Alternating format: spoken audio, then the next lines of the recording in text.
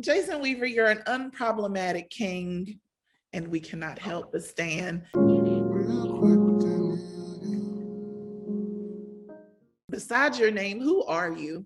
And what is something that you love most about who you are in this world? Oh man, that's a great question. Thank I've you. never been asked that before. You know who I am? I'm a believer, Mm, first and foremost. amen. Um, my relationship with God and my Lord and Savior Jesus Christ is everything to me. Um, that's why I'm still here now, by Yeah. the grace of God and His mercy. Mm-hmm. So my spiritual relationship is who I am. My spiritual relationship with God. I'm a father. I'm a son. I'm a friend. I'm a member of the community. I love my people. I love my community. Um, I grew up in the church. So, even that whole side of my life and the sense of community even within that and the black church is part of who I am because I grew up in Mm-hmm. that. There's a lot more to me than just, being an actor. I just try to every day I just strive to just try to be a better human being with Mm-hmm. the days that I'm given that I'm blessed to have. I just want to with the gifts that I've been given, I want to touch people's hearts. I want to enlighten people. I want to make people happy, Mm-hmm. and that's really what I'm all about. I've never been the kind of person that I'm sure I've had some ego moments throughout the course of my life and my career, but I've learned over time that just being a good human being will get you so much further. Oh, Like just a lot of people tend to focus on trying to get the bag, trying to get the likes and the follows and the attention. And what I've learned from that is that that's not really what brings fulfillment in life. mm-hmm. It's having an impact in people's lives. It's what brings a sense of fulfillment. That's what you take with you. That's the spiritual currency that you can take with you after you transition from here, from this life. There's the other stuff you can't take with you. Right. But those moments that you've had with people, those ways in which you touch people and help people and brought positivity into their lives or love or whatever the case may be, that's what matters at the end of the day. So at my core, that's who I am. And I'm not perfect in any way whatsoever. And I'm not striving to be perfect. I'm just striving to be the best person that I can be. You know Right. what I'm saying? For what God has given me and how He's blessed me. And that's all I can answer for. So that's who I am in a nutshell. I try not to be an asshole. Excuse my language. I have my moments sometimes though. I'm Right. sure. I'm Listen. sure my mother and my son could share those. But for the most part, I think I'm okay. Yeah, I mean, and I think that's a beautiful thing to also pride yourself on. It's just good people with good hearts. It's not easy to find out here in these streets, but it's possible. I Mhm. like asking people questions where they have to give me a story from their lives. So if you could tell me, because we've known that you have been talented pretty much your entire life.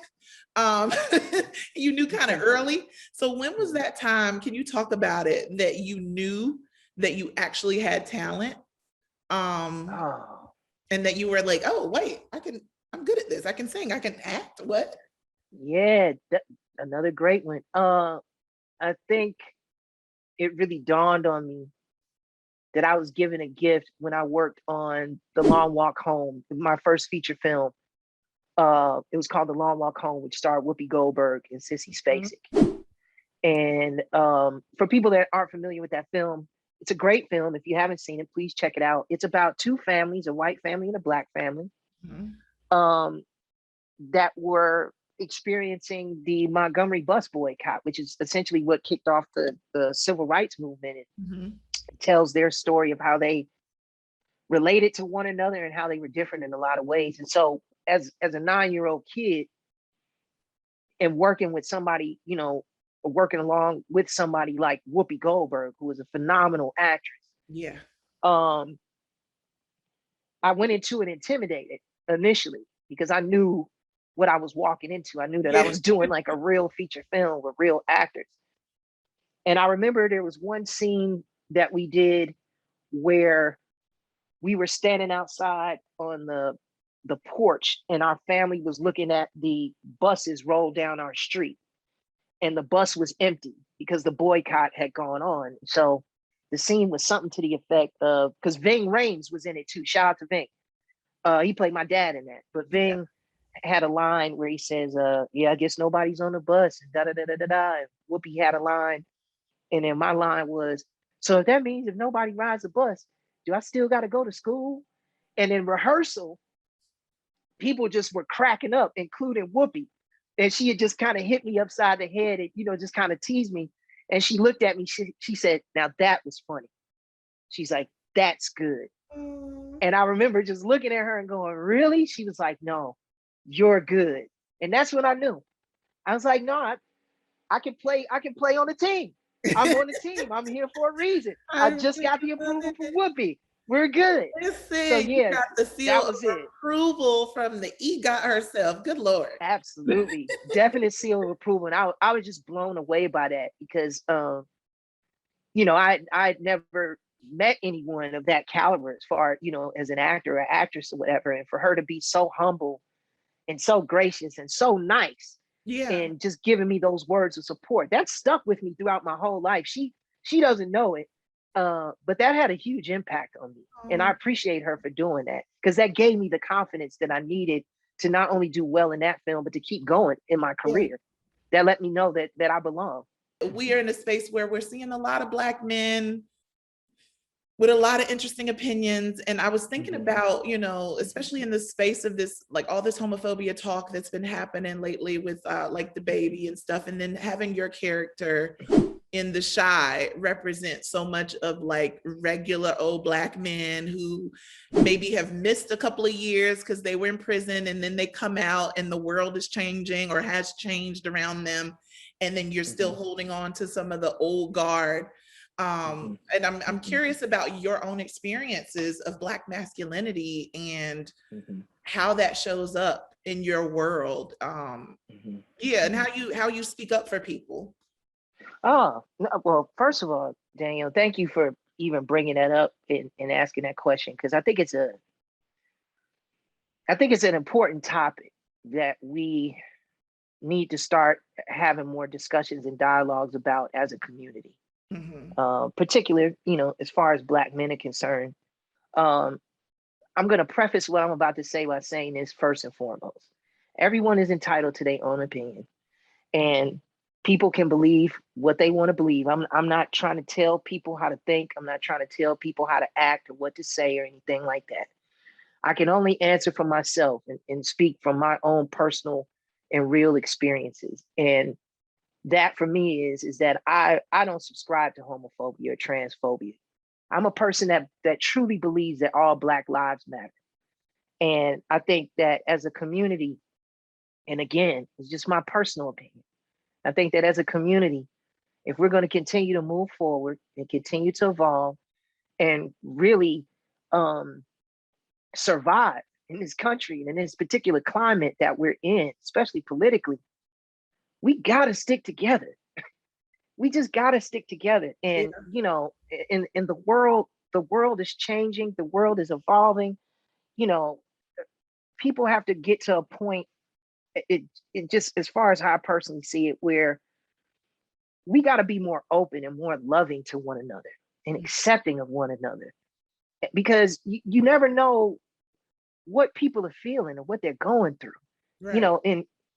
In my particular case, and working on The Chi this past season, and having the honor and the privilege of working alongside with Jasmine Davis, who plays Imani on the show. Jasmine and I were able to really sit down and have some in-depth discussions. I won't go into detail as to what we discussed, but she shared a lot of personal stories with me, things that she's experienced, things that she's gone through, things that have left her traumatized at times. But in the end, she's been able to muster up the strength to power through those things and become an even stronger person. And, through those conversations that we had, it gave me a more clearer view of how important it is for me as a Black man and as an actor who's portraying this kind of character. It's important that I help reshape the narrative of what Black masculinity is. And Black masculinity doesn't mean that you have to condemn, doesn't mean you have to talk down to, doesn't mean you have to insult, doesn't mean you have to make anybody feel lower. Black masculinity to me means strength. And strength to me is love. And I hope that we get to a point as a community one day where we can become more accepting and more open and more inclusive in that sense. Because regardless of what you believe, which is fine, it's fine. But I'm sure you know somebody that's gay. You may have somebody in your family that's gay. You may have a coworker. You may have a friend that you grew up with. So it's like this whole, this whole thing that we're on of trying to make people feel less than based on how they choose to love and who they choose to be. Man, we got to knock that shit off. Excuse my language. It's gotten to a point now where it's like so toxic. And mind you, even as far as rappers, I'm not gonna mention whoever made comments. That's whatever. They can think how they want to think, and they can feel how they want to feel. But I think that for me personally, I just don't subscribe to that, man. I love people, and as long as you got a good heart, like, man, I don't care who you in a relationship with or how you choose to identify yourself as. I just look at the heart. I try my best to look at the spirit and the heart. And so hopefully what we're able to do, or hopefully what we've been able to do this season, in season 4, and with the character Shad, is through the story that we're telling. Because I know that our community, after looking at these episodes, we go back and we talk. We talk on social media, we talk amongst one another as family members and friends. And so I'm hoping that through the work that we've done, it's allowing those Black families and allowing people within our community to have those real serious dialogues and discussions, and then to be able to see too, through that negative energy that's thrust out there, to see how it really does affect people and how it really does hurt people. You know what I mean? So I'm glad that you brought that up. Yeah, and how it can actually be dangerous, especially when if you're a regular person and you're saying these kind of things is dangerous, but also if you have a platform. Yeah, that's it like is. the most important thing to realize, is that, oh, I can't just be out here Yeah, sharing and we got whatever to millions of people. Yeah, really, and we got a responsibility. I know people say, "Well, man, it ain't my job to raise your kids, or it ain't my job to save the world." I get that. Right. I understand that, but we have a responsibility as individuals who thrust ourselves out there before millions of people, whether we're acting or we're singing or what have you. We got a responsibility, man, to put out the right messaging, to enlighten people. You know what I'm saying? Like, that's what art is supposed to be about. It's supposed to be not only about entertaining, but it's supposed to be enlightening for people as well, and allowing people to see life and to see others from a different angle and a different perspective. And again, I'm not judging people that feel a certain type of way about the LGBTQ community. Again, you can feel however which way you want to feel. But I think we as a people need to start coming to a point now where we begin to that old way of thinking. We got to start putting that to the side now, and really begin to look at each other for who we are as people and as human beings, and respecting and loving one another. Do you feel like you're actually walking in your purpose, and do you feel like your purpose is connected to your career? Oh, absolutely.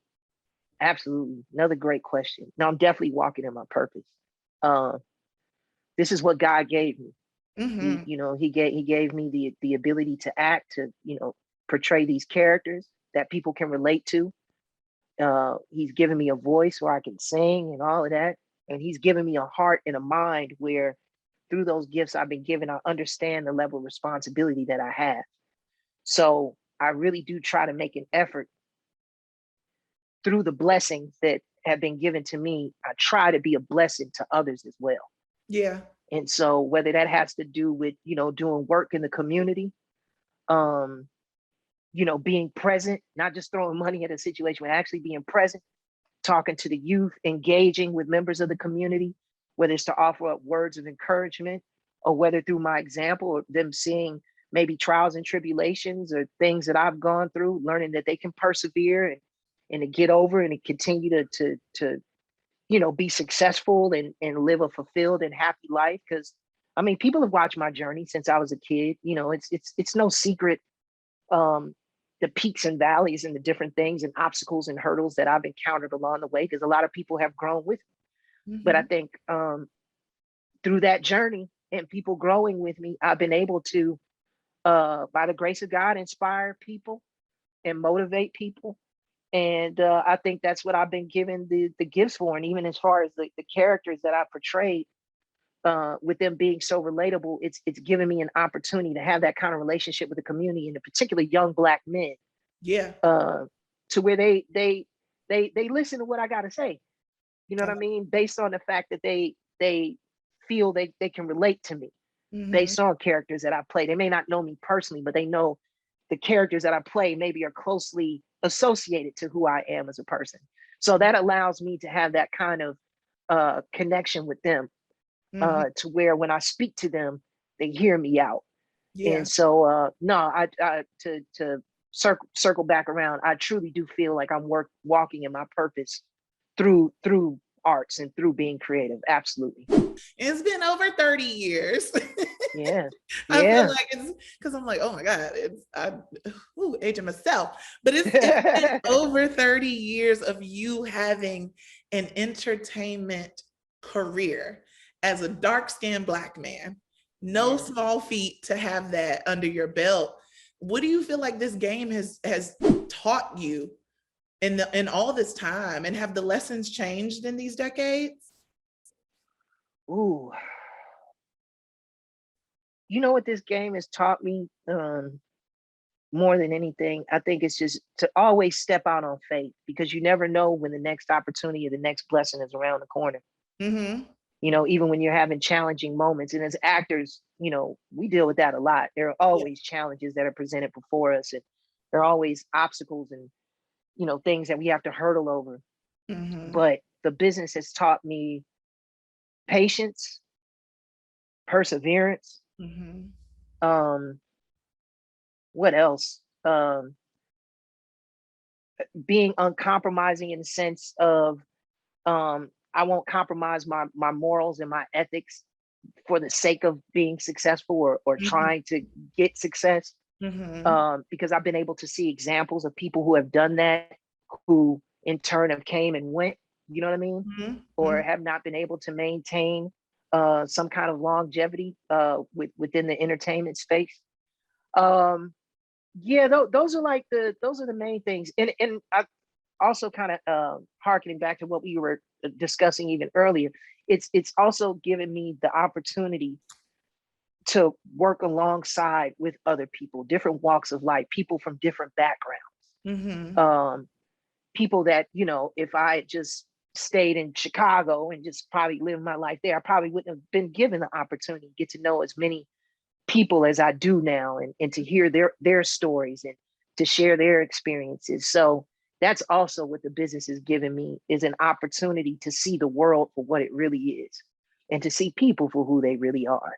And that's the reason why I love people the way that I do, because I can see that we're all connected, no matter how different we are, whether through skin color, religion, race, ethnicity, sexual orientation, gender, whatever. We're all connected. We're all connected to the source. And that's what entertainment has helped me to see. Right. Because I've had to work alongside with different people in different circumstances and different environments. And I'm thankful for that, because it's opened up my mind, you know what I mean? And my heart. Yeah, you're so positive. I really love that, because, I just think about, I think a basic way of thinking about Hollywood is how everybody would think about it, in the sense of like, oh, be careful, people aren't real, or everything is, So that there's, not to interrupt you. Yeah, there's that element, but everything is based on your perception. If you want to see ugly things, you're going to see ugly things. If you want to see the beauty in things, you're going to see the beauty in things. It's your perception. Like, people hit me with that all the time. Oh, Hollywood and Hollywood weirdos, and it's like, I don't see that at all. I feel like I'm not adopting that. Nah. I just moved to California, to LA, and I'm like, that maybe it's your experience and maybe it will come, but I'm not Experience. attracting that. Nah, and I'm so glad you said that. And that's what it is. You know, people that, because I've lived in Los Angeles for a number of years throughout the course of my life. And the Hollywood that everybody speaks so negatively about, but I don't know that Hollywood. The Hollywood that I know has provided me an opportunity to build a career, to Come on. take care of myself and my family, to be able to share with people, to be able to connect with people. I've met some great people in Los Angeles and I'm still friends with now. Like, nah, my experience hasn't been that. My experience has been rewarding personally and professionally working in Hollywood. So I don't embrace that either. I'm with you, Daniel. I see. That's like, just keep it to yourself. Thank you. Right, exactly. Yeah, Absolutely. I really love your positive mindset and how you move. If the police find out what you did, your ass is going straight to the pen. I can honestly say probably the most rewarding part of being a part of this show is knowing that you're doing good work. Mm-hmm. Um, this show has given me an opportunity to display a side of myself as an actor that I've haven't been given the opportunity to display before. Because in the past, I've mostly been known as like the comic relief in a Yeah, lot of films or yeah, television shows, which is great. I'm not complaining about that at all, but I've always wanted an opportunity to really display my range as an actor and to show people what I could do and what I could bring to the table. And Lena has definitely given me that opportunity to do it. I can't, you know, just to make it clear, I can't say enough good things about Lena Waithe. She right. is so important. She is so necessary for the culture, for Mm-hmm. our people, because she really is committed to telling our stories from a respectful and a truthful standpoint. And I Yeah, think that's why the material connects the way it does, and the reason why it resonates the way it does within the community and even people outside of the community is because you know it's coming from a genuine and sincere place. It's not exploitive. It's not trying to play into negativity. right. It's just telling the truth. Yeah, Uh, whether whether you want to accept it or not, whether it looks bad or whether it looks positive, it's just the truth. These are real experiences that people have gone through on the south side of Chicago or the west side or in any Black community in America. So I think for me, what this show has given me is just an added sense of pride, if you will, as a Black man and as a Black actor, knowing that I'm doing good work that's representing my community and that's honest and real. And ultimately, as far as like, you know, what we're the different subject matters that we're tackling, it's informative mm-hmm. and it's enlightening. And Mm-hmm. again, you know, going back to what I was saying earlier, for me as an artist, that's very important. I want to feel like whatever it is that I'm doing, I'm bringing something to the table. I'm bringing something to your life. It's Yeah, not just a moment for you to be entertained. I want you to walk away feeling something. I want you to walk away thinking about something when you get through looking at anything that I've been involved in. So the Shy definitely has provided that opportunity. And I'm just so grateful to be a part of the cast and so grateful to the cast and the crew for embracing me the way that they did, you know, this season. Hopefully we'll continue to go on. But this season in particular has just been amazing. And I'm just so appreciative for the opportunity. I really truly am. It's been great because unbeknownst to a lot of people, I was involved in the original pilot for The Shy way before it turned oh, into before it went to series. I was cast as a character Ronnie, and Ronnie, and mind you, Danielle, mind you, Ronnie was written a lot younger. Uh, really? yeah, he was written a lot younger. I could see you Um, being Ronnie though. yeah, I mean the way it was written then, because the character was a lot edgier Got you. and more rooted in the street versus what eventually was displayed, where it showed a more conflicted kind of guy who was dealing with, Yeah. you know, maybe PTSD from the war and all of that. That was an angle that they brought in when they went to series. But originally, I played Ronnie, a more edgier street Ronnie. Oh, But unfortunately, at that time, they decided Showtime decided to recast, bring in a new director.